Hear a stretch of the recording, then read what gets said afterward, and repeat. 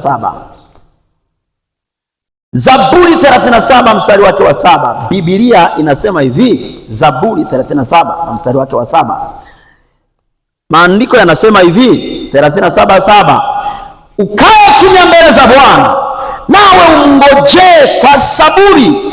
Usimkasirikie yeye afanikiwaye katika njia yake, wala mtu afanyaye hila.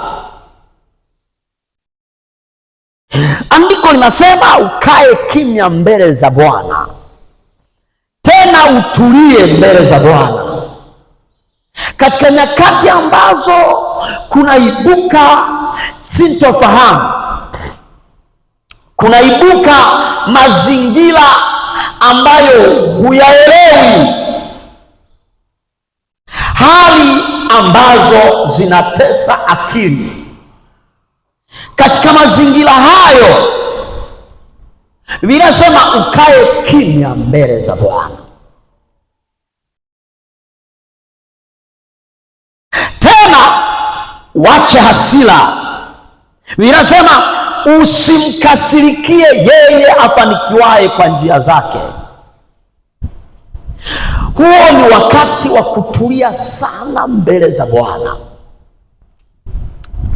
Hezekia akiwa katika hatari ya kufa, Biblia inasema katika Isaya 38 kuanzia mstari wa 1,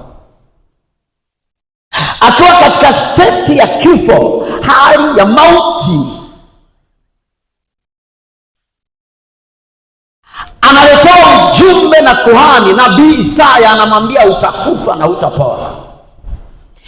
Biblia inasema Hezekia alipata confusion, anawaza aliyetakiwa kunitia moyo katika hii hali ni huyu nabii wa Bwana Isaya. Leo ananiambia nitengeneze mambo ya nyumba yangu, maana nitakufa sitapona. Na kimbilia wapi? Biblia inasema aliinua macho yake aelekeze ukutani, maana yake alitulia mbele za Bwana.